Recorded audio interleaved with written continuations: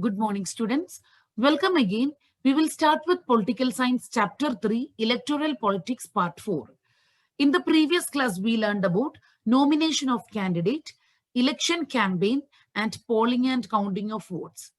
Today, we will discuss about the roles of election commission, popular participation and acceptance of election outcome, and finally, about the challenges of free and fair elections.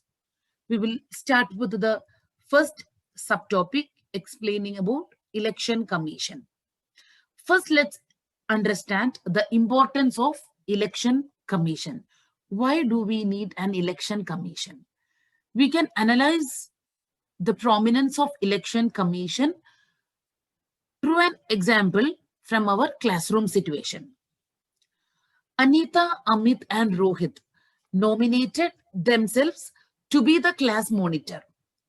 So now it is the election time, and it has been decided that all the students in the class would cast their votes for their desired candidates, and the one with maximum number of votes would be the class monitor. Now, on the election day, how would the situation look like if there is no teacher in the class?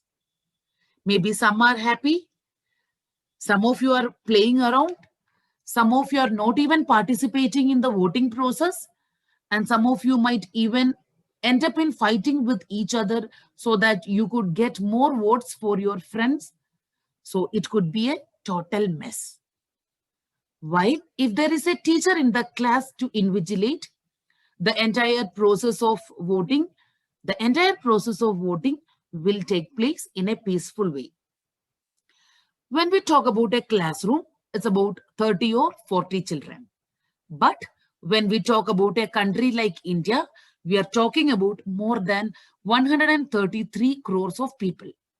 But still, we saw in the last video that the entire process of election in our country is very systematic and it takes place in a very organized way. So the question is, who controls the entire election process? Do you think it is the government? No, not really, because that could be a total mess because the government is always under the control of the ruling party. So therefore, we actually need an independent election body to control the entire election process, and that is where we talk about an independent election commission. The election commission is headed by a chief election commissioner who is appointed by the President of India. Here we can see the image of our current election commissioner, Mr. Sunil Arora. Sunil Arora is our current election commissioner. An interesting thing to note here is the Chief Election Commission is an independent body. It means the Chief Election Commissioner is not answerable to anyone, neither to the government nor to the President of India. Even the ruling party feels that the things which are done by the election commission is not the right way of doing things.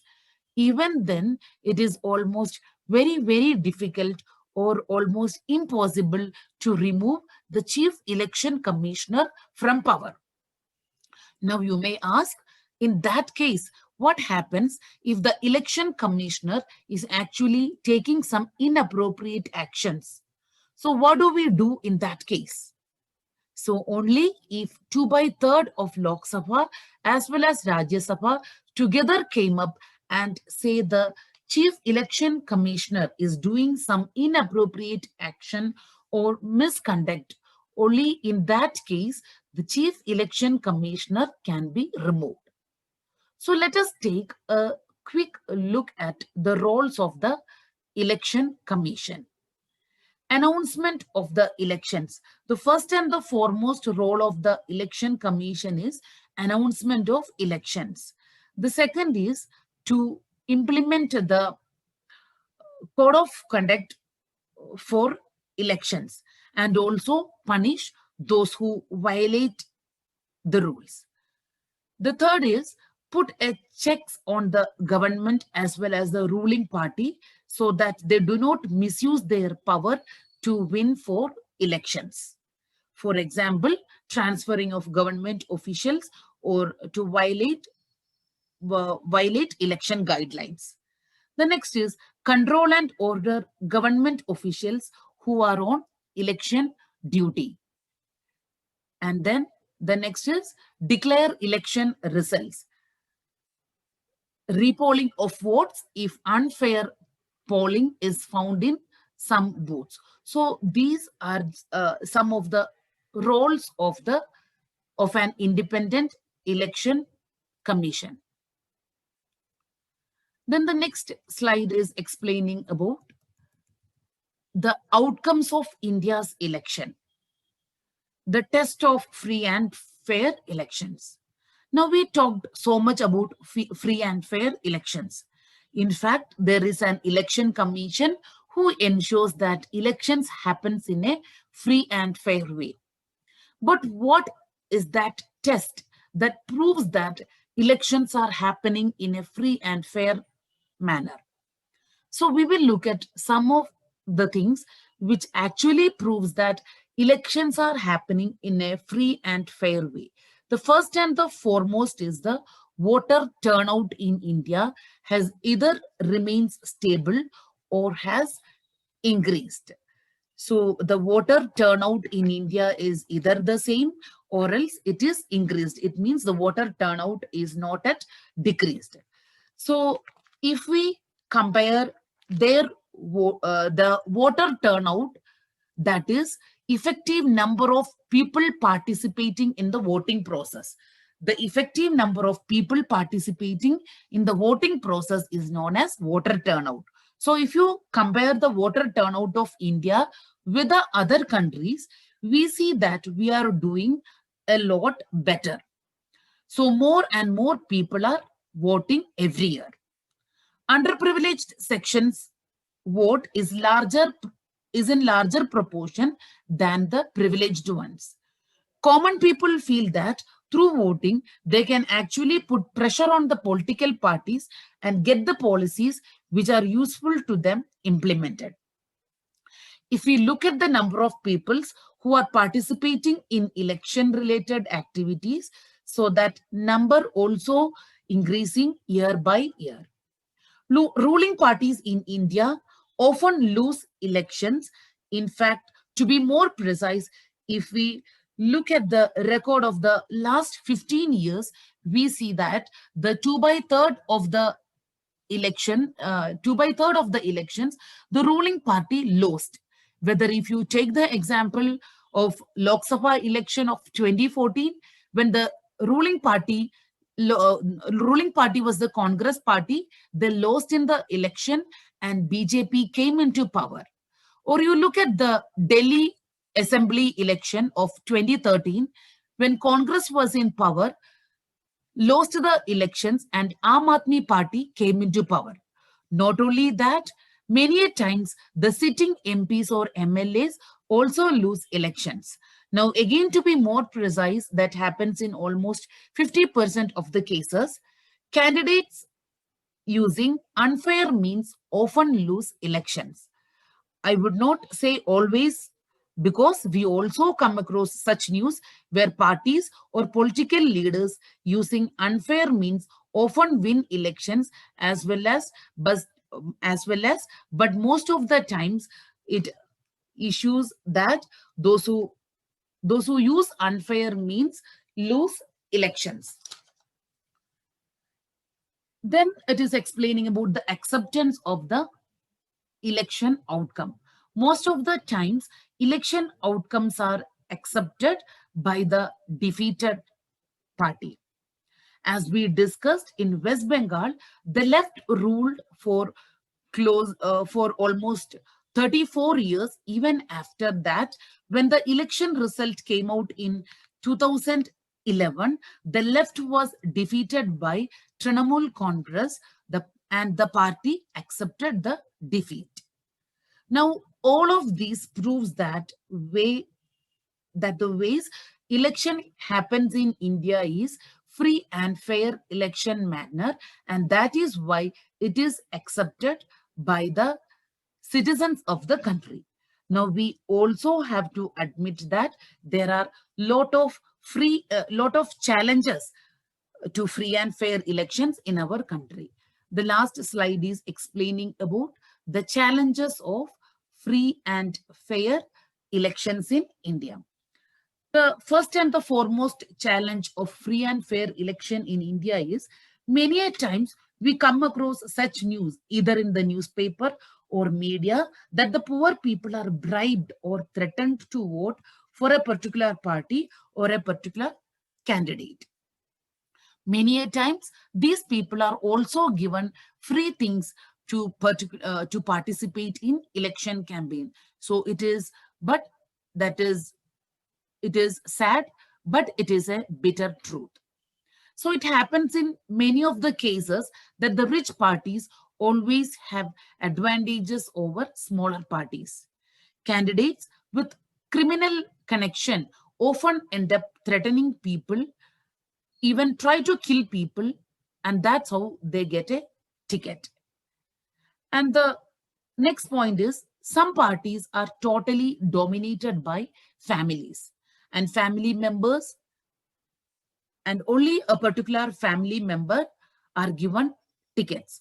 So the next point is highlighting here is the another major challenge of a free and fair election is some families, they will dominate political parties, or else some parties are totally dominated by a particular family, and the ticket for that family will be given only to that family members. In fact, if I ask you right away, can you think of any such political party which are extremely dominated by family members?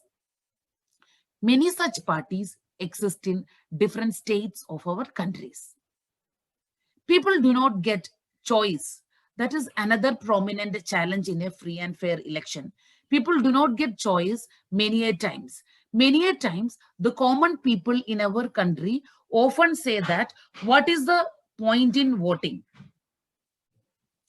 The fourth challenge of free and fair election in India is people do not get choices many a times. Many a time, the common people in our country often say that, what is the point in voting? Because all the parties and leaders are just the same. So this situation also happen in many cases, because of which a lot of people do not feel like participating in the voting process. Then the last challenge in free and fair election is the smaller parties and independent candidates suffer huge disadvantages when we compare to the bigger parties. So it means the smaller parties and the independent candidates, the candidates who are standing in elections without the support of any political parties, they are facing more disadvantages comparing to the bigger parties. So these are some of the challenges to free and fair elections. However, it is a great say that in spite of these challenges, our election commission and our election and our entire system of election can take care of this fact, and still we are able to continue with a democratic election with most of our people participating in it. By this, we concluded the chapter 3, Political Science, Electoral Politics.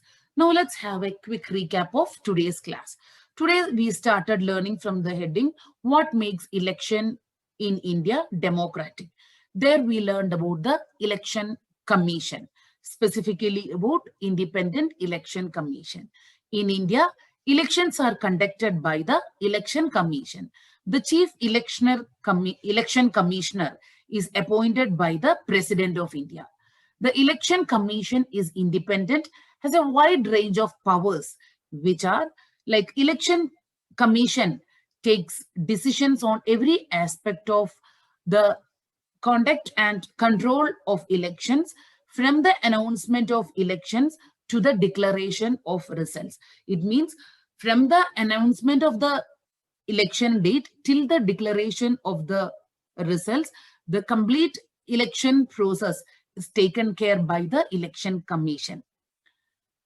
It implements the code of conduct and punishes any candidate or party that violates it. During the election period, the Election Commission can order the government to follow some guidelines to prevent the use and misuse of governmental power to enhance its chances to win elections or to transfer some government officials. When on election duty, the government officers work under the control of the Election Commission and not under the government. So it means on election duty, all the government officers who have the election duty, they were under the control of the Election Commission and not under the control of the government. Then we learned about the popular participation. The quality of the election process can also be checked by seeing the participation of the people. People's participation in the election is measured by voter turnout figures. Voter turnout indicate the percentage of eligible voters who actually cast their vote. That is known as voter turnout figures. As per the analysis, as per the voter turnout figure in India, the poor, the illiterate and underprivileged people vote in larger proportion as compared to the rich and privileged sections. Common people in India feel that through elections, they can bring pressure on political parties to adopt policies and programs favorable to them. The interest of voters in election-related activities has been increased over the years in India. Then we learned about the acceptance of election outcome. One final test of the free and fairness of the election is the outcome of the election. The ruling parties routinely lose elections in India, both at the national and at the state level. In the US, a sitting elected representative rarely loses an election. In India, about half of the sitting MPs or MLAs lose elections. Candidates who are known to have spent a lot of money on buying votes and those with known criminal connections often lose elections. Barring very few disputed elections, the electoral outcomes are usually accepted as people's verdict by the defeated party. It means in a democratic country like India, even the defeated parties, they are also accepting the election result according to them. Though there are, if you bar few disputed elections, the electoral outcomes, it means who will win in the election or else who will fail in the election. So that is the electoral outcome. The electoral outcome is usually accepted as a people's verdict or else the people's decision by the defeated party. And finally, we discussed about the challenges to free and fair elections. Elections in India are basically free and fair. Sometimes this may not be true for every constituency. There are many limitations and challenges to Indian elections. These include candidates and parties with a lot of money enjoy a big and unfair advantages over small parties. The second is candidates with criminal connections have been able to push others out of the electoral race and to secure a ticket from major parties. The third challenge is tickets are distributed to relatives and friends from their families. It means in certain elections, some families rent to dominate political parties. It means tickets are distributed to the relatives of these parties, of these families. The fourth challenge is election offer little choice to ordinary citizens, as major parties are quite similar to each other, both in policies and practice. And the last challenge is smaller parties and independent candidates suffer a huge disadvantage compared to a bigger parties. That's all. We completed this chapter, electoral politics. I hope this video of who controls the election process is useful. With this, we end our lesson on electoral politics, and I hope you found all the 4 videos useful.